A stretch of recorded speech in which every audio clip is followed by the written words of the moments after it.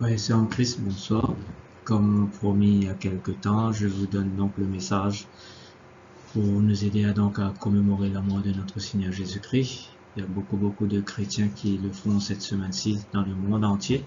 Il y en a qui l'ont déjà fait, d'autres vont le faire aujourd'hui. Donc aujourd'hui c'est jeudi, le 1er avril, quand j'enregistre ce message que j'aurais dû donner donc il y a 2 semaines de cela. Donc malheureusement avec le confinement et toutes les complications qu'il y a eu avec tous les problèmes matériels informatiques aussi que j'ai eu, je n'ai pas pu le faire avant.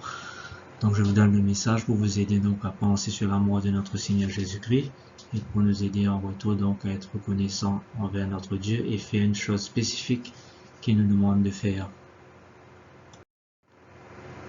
Donc pour le sermon, pour le message, voici donc une cotation qui va nous aider donc à lancer le message. C'est une cotation de A.W. Tozer, c'est Hayden Wilson Tozer, qui est un écrivain et aussi un prédicateur chrétien dans les années 60. Il a écrit des grandes choses extraordinaires. C'est un très bon écrivain, un très bon prédicateur aussi. Il était très profond dans ce qu'il écrivait, dans ce qu'il disait. Il n'était pas superficiel.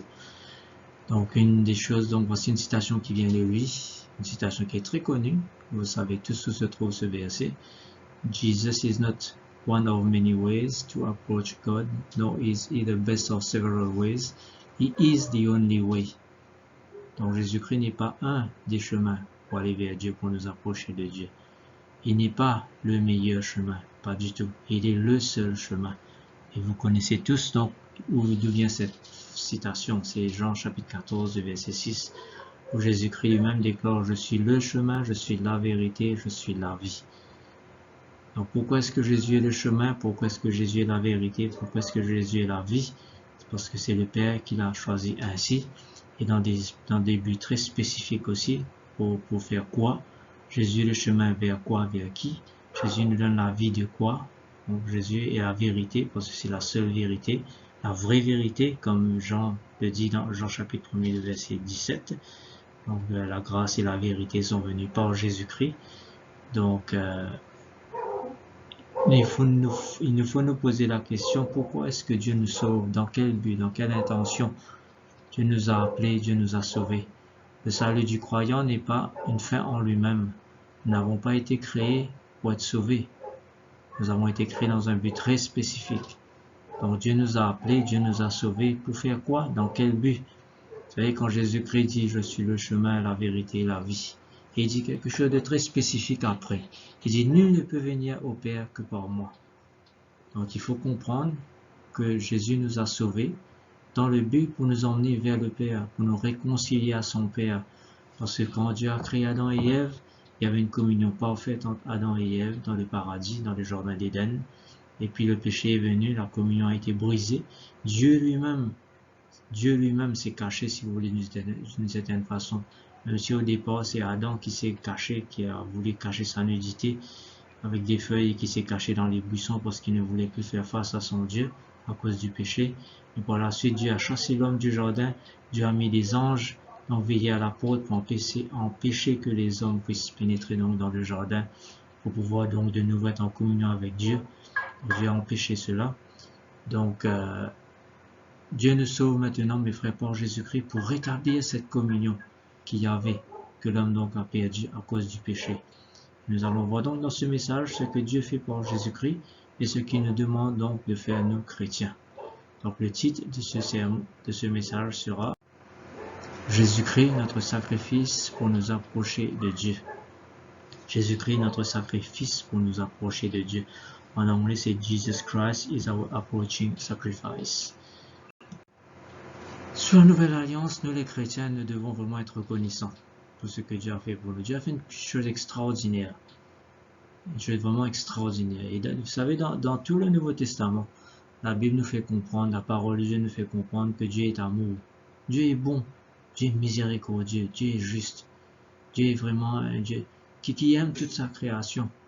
Donc cette vérité est répandue donc dans tout le Nouveau Testament. Aujourd'hui donc, le croyant peut s'approcher de Dieu en toute liberté, avec une joyeuse assurance, comme il est dit donc dans la lettre aux Hébreux que nous allons voir à la fin, pour pouvoir communier, pour pouvoir prier, pour pouvoir adorer, pour pouvoir louer, pour pouvoir remercier, pour pouvoir écouter, pour pouvoir recevoir de ce que Dieu a pour nous. Donc ça c'est notre situation sur la nouvelle alliance et nous pouvons être reconnaissants pour ce que Dieu a fait pour nous donc par Jésus-Christ. Et bien comment se passaient les choses donc sous l'ancienne alliance et avant même que Dieu avait donné sa loi à Moïse? Comment se passaient les choses? Donc quand nous lisons les différents événements dans le désert, quand nous lisons les différents événements des patriarches, des personnes avant donc dans le que Dieu ait donné sa loi au peuple d'Israël et aussi les événements qui se sont déroulés dans le désert, on voit que c'était un Dieu se révélait comme un Dieu qui devait être craint, un Dieu qui se séparait volontairement du peuple, un Dieu qui était dur et cruel des fois, un Dieu qui n'était pas compris par le peuple. Et pourtant, c'était un Dieu d'amour. Ce Dieu a été toujours un Dieu d'amour, mais le peuple ne pouvait pas le percevoir ainsi. Il ne pouvait pas. Donc il y avait une certaine distance en Dieu et les hommes, en Dieu et les Israélites, sauf pour certaines personnes spécifiques que Dieu a choisies dans sa bonté, dans sa grâce, dans sa miséricorde, comme il est dit dans Éphésiens chapitre 1er. Dieu s'est proposé en lui-même de faire certaines choses. Donc Dieu s'est proposé en lui-même de choisir certaines personnes et de révéler sa grâce à certaines personnes. Donc Dieu a fait comprendre, mes frères, que dans tout l'Ancien Testament, Dieu faisait comprendre donc à tout le peuple, à tous les hommes, qu'il y a une séparation entre lui et nous. Et cette séparation, mes frères, c'est notre péché. C'est le péché de tous les hommes. C'est notre péché qui est un mur entre vous et moi. C'est ce que Dieu nous fait comprendre dans tout l'Ancien Testament. Donc l'homme ne pouvait pas donc s'approcher de Dieu. L'homme ne pouvait pas aller librement vers ce Dieu, plein d'amour, plein de bonté. Il ne pouvait pas. Donc comment était donc la relation de Dieu avec Yahweh, avec Dieu, avec qui est connu, donc plus connu. Normalement, le vrai nom de Dieu dans la parole de Dieu, c'est El ou Yahweh, le Dieu créateur. Comment est-ce que Dieu s'est révélé? Dieu s'est révélé donc à Abraham par grâce. Abraham était dans son péché. Abraham vivait dans l'idolâtrie, dans un territoire lointain au-delà de l'Euphrate, dans la terre dure, dans la Mésopotamie. Donc Abraham ne connaissait pas le vrai Dieu, ainsi que toute sa famille. Dieu pourtant par grâce a choisi Abraham, il a révélé donc que c'est lui le Dieu créateur, c'est lui le El, c'est lui le Tout-Puissant, c'est lui le Très-Haut. Donc Dieu s'est révélé à Abraham et puis Dieu s'est révélé donc à ses enfants, c'est ce qu'on appelle les patriarches, c'est-à-dire Isaac et Jacob. Et à chaque fois donc quand il faisait une rencontre avec Dieu, à chaque fois qu'il y avait un événement, à chaque fois qu'il y avait une occasion spécifique, une situation spécifique, donc les patriarches ils bâtissaient un autel. Là où il est arrivé cet événement, ils donnaient un nom à lieu où se passait cet événement. Et ils offraient un sacrifice de sang sur cet autel.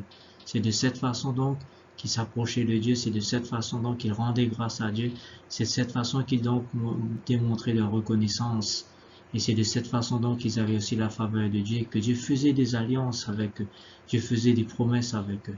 Donc il offrait des sacrifices sur un autel qu'il bâtissait en plusieurs lieux. Dieu a accepté ce sacrifice et ils pouvaient donc continuer donc à vivre et à marcher avec ce Dieu qui s'est révélé par grâce à eux et à personne d'autre. Et puis par la suite donc quand Israël est parti donc en Égypte pour trouver refuge à cause de la famine et puis ils se sont devenus esclaves et puis Dieu les a délivrés. Dieu les a donc va les ramener dans leur pays, va les ramener dans le territoire donc il avait promis de donner à Abraham, à Isaac et à Jacob, donc le territoire du Canaan. Et cette fois-ci, comme il y avait beaucoup de personnes, il y avait donc un camp immense, plus d'1 million de personnes dans ce camp. Dieu allait donc aller réglementer tout ce qu'il devait faire, comment il devait vivre, qu'est-ce qu'il devait sacrifier, comment il devait sacrifier, comment ils devaient se comporter les uns avec les autres, qu'est-ce qu'ils devaient faire avec leur bétail, avec leurs produits agricoles, etc., etc. Donc il y avait beaucoup de lois, de règles, des ordonnances que Dieu avait données donc à Israël par l'intermédiaire de Moïse, donc sur le mont Sinaï. C'est ce qu'on appelle donc quand Dieu avait donné donc sa loi qui était résumée donc sur la table de la loi par les 10 commandements. Et dans ces règlements, il y avait des règlements spécifiques, donc des conditions spécifiques, comment et où il fallait offrir des sacrifices. Personne ne pouvait plus à partir de ce moment-là offrir des sacrifices sur des autels ici et là. Personne ne pouvait plus s'approcher de Dieu directement en faisant leur propre sacrifice. Personne ne pouvait plus faire cela. C'était interdit. Les seuls sacrifices que Dieu a agréés, c'était les sacrifices donc qui étaient codifiés, qui étaient planifiés, donc qui étaient décrits dans la parole de Dieu, dans la loi. Et c'est fait par les personnes que Dieu avait choisies pour pouvoir donc offrir ces sacrifices pour le peuple. Donc la présence de Dieu, vous savez, Dieu s'est manifesté donc à Israël. Dieu s'est manifesté à eux d'une façon assez miraculeuse, extraordinaire, pas des miracles, pas des choses extraordinaires dans le désert. Mais Dieu s'est manifesté aussi à eux quand il était au milieu d'eux, dans la tente de la rencontre pour le lieu d'assignation, selon certaines traductions. Donc cette tente était au milieu du camp, il était entouré de murs épais. Le peuple ne pouvait pas avoir accès donc à cette tente. Et puis autour de cette tente, les Lévites, ils campaient autour de la tente pour protéger la tente, afin que personne ne pouvait avoir accès directement donc à cette tente. C'est dans cette tente donc que Dieu se révélait, c'est dans cette tente que Dieu se manifestait. Dans cette tente donc il y avait à l'entrée, il y avait le lavoir et c'était là que les gens s'approchaient, ceux qui avaient offert un sacrifice. Ils venaient donc voir le prêtre et le prêtre donc égorgeait l'animal devant eux, verser le sang donc devant la personne qui offrait ce sacrifice et puis le prêtre prenait ce sang-là, il allait donc dans le lieu saint où il versait donc le sang sur l'autel pour être un sacrifice, donc pour être un sacrifice expiatoire pour la personne qui offrait ce sacrifice. Donc à ce moment-là, donc la personne qui offrait ce sacrifice, donc ses péchés étaient expiés. Et il pouvait donc recevoir la faveur de Dieu, mais il n'avait pas le droit de venir jusque-là. Donc ça c'était la partie, le lieu saint. Et puis il y avait le lieu très saint, une autre partie donc sous la tente qui était réservée aux grands prêtres qui pouvaient rentrer une seule fois par an, le jour de la fête des expiations, comme vous le savez. Surtout ceux qui ont fréquenté Worldwide Church of God, ceux qui connaissent donc même les GCI actuellement, nous connaissons très bien ces fêtes, les Israélites que Dieu avait donné à Israël, qui symbolisent donc, qui représentent tous les aspects, tous les différents étapes de sacrifice de l'œuvre expiatoire de Jésus-Christ sur la croix. Donc l'accès du lieu très saint donc était réservé uniquement au souverain sacrificateur. Personne d'autre ne pouvait y entrer. Et encore une fois, c'est une seule fois par an. Et même quand le prêtre devait y entrer, il devait offrir un sacrifice de sang pour laver ses péchés, pour lui-même avant tout.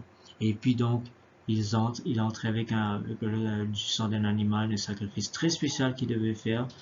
Il rentre avec ce sang-là pour faire l'expiation du péché de tout le peuple pendant toute l'année. Donc c'était une fête, c'est ce que les Israélites aujourd'hui appellent le grand pardon. Donc c'est la fête des expiations. Donc le peuple ne pouvait pas s'approcher de la tente, il ne pouvait pas toucher la tente, il ne pouvait pas s'approcher de trop près, sinon c'était la mort. Quand le Nombre chapitre 1er de verset 51, nous lisons: quand le tabernacle partira, les Lévites le démonteront, quand le tabernacle campera, les Lévites le dresseront, et l'étranger qui en approchera sera puni de mort. Et le verset 53, mais les Lévites camperont autour du tabernacle du témoignage, afin que ma colère n'éclate point sur l'assemblée des enfants d'Israël. Et les Lévites auront la garde du tabernacle du témoignage. C'est la version du second. Comme vous le voyez dans ces deux versets, Dieu était présent au milieu du peuple, mais en même temps il était loin. Il était un Dieu qui était proche, mais un Dieu distant. Il était un Dieu qui paraissait bon, mais en même temps un Dieu qui était très pointilleux. Il menaçait de mort ceux qui s'approchaient de lui, sauf les personnes qui en avaient le droit. Personne ne pouvait toucher, personne ne pouvait s'approcher de trop près de la tente. Dieu était si proche du peuple, mais en même temps si loin de ce peuple. Et bien sûr, cela faisait peur aux Israélites, parce qu'ils tremblaient. C'est ce qui s'est passé quand Dieu avait donné sa loi à Moïse sur le Sinaï. Il y avait des éclairs, il y avait du tonnerre, c'était un endroit lugubre, c'était un spectacle effrayant que le peuple avait peur, avait dit à Moïse: va parler pour nous, va parler en notre nom à Dieu, et nous t'écouterons par la suite, tu nous diras tout ce qu'il a dit. Et Dieu d'ailleurs avait ordonné que personne ne pouvait s'approcher de la montagne, sinon ils allaient mourir immédiatement. Et même parmi les Lévites maintenant, il y avait des restrictions, sous peine de mort là aussi. Tu établiras Aaron et ses fils pour qu'ils observent les fonctions de leur sacerdoce. Nombre chapitre 3, le verset 10. Et l'étranger qui approchera sera puni de mort. Seuls les descendants directs d'Aaron pouvaient donc offrir des sacrifices. Seuls ses enfants et ses petits-enfants, et dans sa lignée bien sûr, donc ils pouvaient offrir des sacrifices. Personne d'autre. Ceux qui enfreignaient cette loi, ceux qui étaient orgueilleux, ils mourraient. On se rappelle de ces deux personnes qui ont osé défier Moïse et Aaron. Ils disaient qu'eux aussi ils pouvaient rentrer dans la tente, eux aussi ils pouvaient communier avec Dieu. Ils sont allés avec leur sacrifice et le feu les a foudroyés sur le champ. On se souvient aussi du roi Osias. C'était un bon roi qui avait gouverné en Israël, en Juda. Il n'était pas parmi ces rois méchants que la Bible avait décrit par la suite. Il y avait beaucoup de rois méchants, mais lui n'était pas parmi ces rois méchants. Il était un roi plus ou moins bon. Mais il était orgueilleux, l'orgueil est rentré dans son cœur. Lui aussi voulait rentrer dans la tente, lui aussi voulait aller offrir des sacrifices à Dieu. Même s'il était roi, il n'avait pas le droit de faire cela. La parole de Dieu nous dit que la lèpre l'a frappé sur le champ. Et il est mort en tant que lépreux par la suite. Donc pourquoi est-ce que Dieu a mis ces restrictions? Pourquoi est-ce que Dieu fait ces menaces? Pourtant c'est un Dieu d'amour. Pourquoi est-ce que Dieu ne veut pas que le peuple s'approche de lui? Voyez mes frères, malgré que le Dieu est un Dieu d'amour, le Dieu créateur, le Dieu de toutes choses, il est absolument saint. Absolument saint. Le péché ne peut pas se tenir dans sa présence. Tout ce qui est mal ne peut pas se tenir devant lui. Il est absolument saint. Dieu ne peut pas permettre à l'homme pécheur de s'approcher de lui. Et si l'homme pécheur s'approche de lui tel qu'il est, il meurt sur le champ, il mourra. Donc la condition, et s'approcher de Dieu dans la condition de pécheur, voulait dire la mort pour cette personne qui commet le péché. En réalité, vous savez, quand nous lisons tous les barrages que Dieu avait mis, il y avait le mur autour de la tente, il y avait le barrage même du camp des Lévites autour de l'enceinte du mur. Il y avait le mur qui séparait, le grand rideau épais qui séparait le lieu saint du lieu très saint. Tous ces barrages, mes frères, sont un symbole ce que Dieu nous fait comprendre, c'est que ce sont nos péchés qui nous séparent de lui. Ce sont nos péchés qui est le véritable mur. C'est ce qu'il nous fait comprendre dans Isaïe chapitre 59, le verset 2. Mais ce sont vos crimes qui mettent une séparation entre vous et votre Dieu. Isaïe nous dit cela. Isaïe disait cela aux Israélites et aussi bien sûr à nous aussi. Ce sont vos péchés qui vous cachent sa face et l'empêchent de vous écouter. Et notre péché est un obstacle. Notre péché est une barrière. Notre péché est un mur. Nous ne pourrons pas nous approcher de Dieu avec notre péché, dans l'état tel que nous sommes. Nous avons un proverbe qui nous dit que la prière du pécheur est un dégoût. Ça donne du dégoût à Dieu. Il y a le psaume 69, je crois, qui dit Dieu n'écoute pas la prière. Si nous avons les péchés dans notre cœur, Dieu n'écoute pas nos prières. Même Pierre nous dit qu'il ne faut pas qu'il y ait des obstacles dans nos prières envers Dieu. Et ce sont des péchés qui sont des obstacles. Donc Dieu est saint, Dieu est absolument saint. Et cela faisait peur aux Israélites. Ils ne pouvaient pas donc s'approcher de ce Dieu-là. Ils tremblaient. Donc Dieu est saint, mais nous ne sommes pas saints, malheureusement.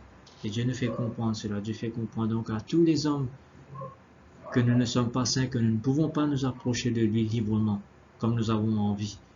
Et il a mis donc lui des barrières pour nous protéger d'une certaine façon.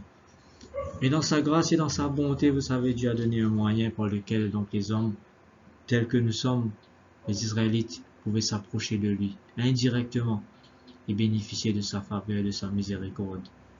Ce que Dieu avait décrété, c'est que le sang d'un animal devait être versé donc sur l'autel, et le carcasse de l'animal donc consumé par le feu devenait un sacrifice acceptable, et Dieu agréait ce sacrifice. Et celui qui offrait ce sacrifice, donc, il obtenait la faveur de Dieu, il obtenait le pardon de son péché. Ainsi donc, il ne pouvait pas s'approcher directement, il obtenait simplement le pardon de ses péchés, mais il restait loin. Il ne pouvait pas donc s'approcher du lieu saint ni du lieu très saint. Et c'est les Lévites, c'est les prêtres donc, qui intercédaient pour lui. Donc le livre des Lévitique donc décrit donc tous ces types de sacrifices que les Israélites devaient offrir. Il y avait beaucoup de sacrifices, toutes sortes de sacrifices. des sacrifices dans des occasions spéciales, des sacrifices avec des viandes spéciales, des sacrifices de brûlés ou des sacrifices seulement. Il fallait brûler avec pour avoir de la cendre, des sacrifices. Il fallait utiliser de l'hysope pour la suite. Enfin, beaucoup de sacrifices il y avait. Donc, qui sont décrits dans le livre des Lévitiques. Et nous lisons donc dans Lévitique chapitre 1er, le verset 1 à 5. Ces versets sont la base de tous les sacrifices. C'est comme cela donc que devraient démarrer tous les sacrifices. Donc l'Éternel appela Moïse de la tente d'assignation. Il lui parla et dit, parle aux enfants d'Israël et dis-leur, lorsque quelqu'un d'entre vous fera une offrande à l'Éternel, il offrira du bétail, du gros ou du menu bétail. Si son offrande est un holocauste de gros bétail, il offrira un mâle sans défaut. Il l'offrira à l'entrée de la tente d'assignation devant l'Éternel pour obtenir sa faveur. Il posera sa main sur la tête de l'holocauste qui sera agréé de l'Éternel pour lui servir d'expiation. Il égorgera le veau devant l'Éternel et les sacrificateurs fils d'Aaron offriront le sang et le répandront tout autour sur l'autel qui est à l'entrée de la tente d'assignation. Donc il fallait, mes frères, que le sang soit versé sur l'autel pour qu'un homme puisse être en communion avec Dieu par l'entremise d'un prêtre lévite. Donc indirectement, donc, les hommes pouvaient avoir la faveur de Dieu. Mais il n'y avait pas vraiment de communion fraternelle, si on peut parler ainsi, de communion d'amour. L'homme ne pouvait pas prier directement, l'homme ne pouvait pas demander pardon directement. Tout cela a été fait par l'entremise donc des Lévites. Mais Dieu dans sa grâce donc avait mis ce système en place. Et Dieu donc permettait ainsi aux hommes de s'approcher indirectement de lui par le moyen du sang versé à travers un prêtre sacrificateur. Mais Dieu qui est amour, Dieu qui est bon, Dieu qui est plein de miséricorde, Dieu qui aimait tant sa création, Dieu qui aimait les hommes qu'il a créés, Dieu qui voulait communier avec donc tous les hommes qu'il a créés. Cette communion qui a été perdue à cause du péché d'Adam. Vous savez, Dieu désire toujours que tous les hommes puissent venir à lui librement, joyeusement, sans péché surtout, pour le servir, pour l'adorer, pour recevoir ses faveurs. C'est ce que nous avons lu dans ces versets dans Lévitique. L'homme qui venait offrir les sacrifices, il obtenait des faveurs de Dieu. Le sang versé expiait pour ses péchés. Vous savez, c'est le but de la nouvelle alliance que Dieu fait avec tous les hommes. Dans cette nouvelle alliance, Dieu veut que les hommes viennent vers lui. Dieu veut que les hommes soient saints. Dieu veut que les hommes communient de nouveau avec lui. Nous ne sommes pas sauvés dans le but d'être sauvés. Nous sommes sauvés dans le but d'être avec Dieu, de communier avec lui, d'être dans sa présence, de le servir, de l'aimer. Donc nous lisons ce verset dans 2 Corinthiens chapitre 5, dans le verset 21. C'est un verset remarquable. Nous allons lire dans la version parole vivante, avant de voir ce que nous dit Louis II. Celui qui était innocent de tout péché, Dieu l'a chargé pour nous de tous les péchés du monde. Il est devenu comme une incarnation du péché, pour que dans sa communion, nous puissions être agréés, étant revêtus de la justice de Dieu. Qu'est-ce que cela veut dire ce verset? Dire que Jésus-Christ était saint, sans péché, sans tache, tout comme l'animal qui devait être offert en sacrifice. Cela devait être un animal pur, sans tache, sans défaut. Donc, pas un animal malade ou boiteux, c'est pas un animal, un rebut qu'on mettait de côté, on dit ok, on va offrir ça à Dieu. Pas du tout, c'était le meilleur qu'il fallait offrir. Et là donc, Jésus-Christ, donc, cet animal, il est innocent de tout péché, il n'a jamais connu de péché, il n'a jamais commis le moindre péché, il n'a jamais désobéi à la loi de Dieu, que ce soit en pensée, que ce soit en parole, que ce soit dans l'action, par omission, ou en attitude, ou en émotion. Il n'a jamais transgressé la loi. Il n'est jamais au-delà de ce que son corps avait besoin. Jamais. Donc, celui qui était innocent de tout péché, Jésus-Christ, Dieu l'a chargé de tous les péchés du monde. Dieu a mis nos péchés sur lui. Donc, il a porté nos péchés. Et qu'est-ce qui s'est passé? Il est devenu comme une incarnation du péché. Cela veut dire qu'il est devenu, mes frères, un sacrifice pour le péché. Comme le pécheur qui venait offrir le sacrifice à l'entrée de la tente, il posait ses mains sur l'animal, son péché était transféré sur l'animal symboliquement. Mais cette fois-ci, mes frères, nos péchés sont transférés sur Jésus-Christ dans la réalité. Dans la réalité. Jésus-Christ donc devient un sacrifice pour les péchés. Lui, le saint, il a versé tout son sang. Il a versé tout son sang. Donc, et ça, quand il a versé tout son sang, c'est tout notre péché qui est parti. Il a expié donc pour nos péchés. Comme le sang de l'animal donc était versé, expier le péché de celui qui offrait le sacrifice, Jésus-Christ donc, son sang versé, expie tous nos péchés. Et donc dans la communion maintenant avec lui, nous puissions être agréés, étant revêtus de la justice de Dieu. Qu'est-ce que cela veut dire? Il y a un concept dans le Nouveau Testament que Paul utilise, c'est le concept en Christ, ou littéralement on aurait pu dire en union avec le Christ. Ce qui se passe, mes frères, c'est que lorsque nous avons la foi en Jésus-Christ, lorsque nous croyons en lui comme étant notre Seigneur, notre Sauveur, lorsque nous le confessons comme notre Seigneur, comme nous confessons qu'il est ressuscité d'entre les morts, lorsque nous recevons le Saint-Esprit, lorsque nous nous faisons baptiser, qu'est-ce que Dieu fait? Dieu fait ce miracle extraordinaire. Dans sa bonté, dans sa puissance, dans sa grâce, Dieu, mes frères, nous unit à Jésus-Christ sur la croix. Nous sommes en communion dans la mort de Jésus-Christ. Et puis, qu'est-ce qui se passe? Jésus-Christ est enseveli, nous sommes nous aussi ensevelis avec Jésus-Christ. Et puis Jésus-Christ est ressuscité, nous sommes nous aussi ressuscités avec Jésus-Christ.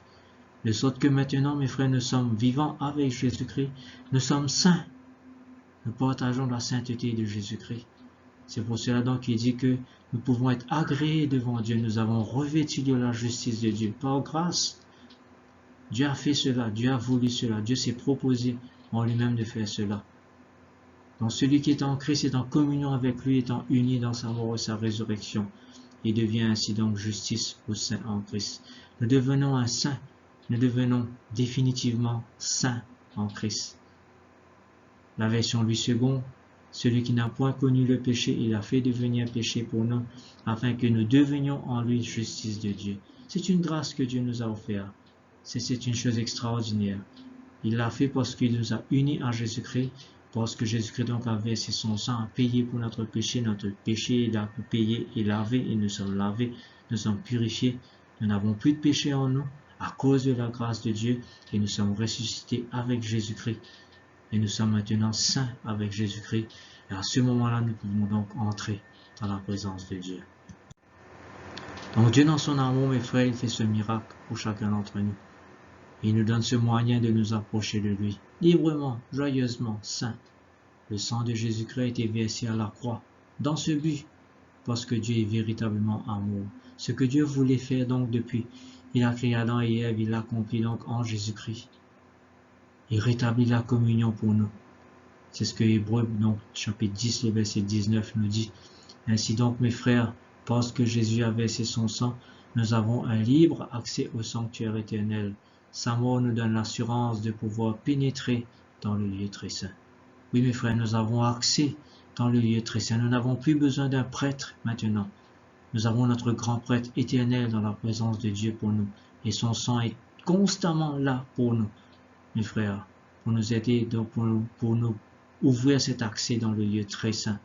Nous pouvons entrer donc au-delà du voile. Le voile est déchiré. Il n'y a plus de mur épais. Il n'y a plus d'enceinte. Nous n'avons pas besoin de personne autour du camp pour nous aider à rentrer dans la présence de Dieu. Nous pouvons tous individuellement rentrer dans la présence de Dieu à cause du sang de Jésus-Christ, par le sang de Jésus-Christ qui a été versé. C'est la grâce que Dieu nous donne, c'est la grâce que Dieu nous accorde. Nous avons donc un libre accès au sanctuaire éternel. C'est un libre accès extraordinaire. Et qu'est-ce que Dieu nous dit de faire?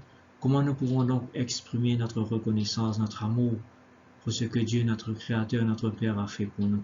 Comment est-ce que nous pouvons faire cela? Rappelez-vous donc ce que Jésus-Christ a dit. Je suis le chemin, la vérité et la vie.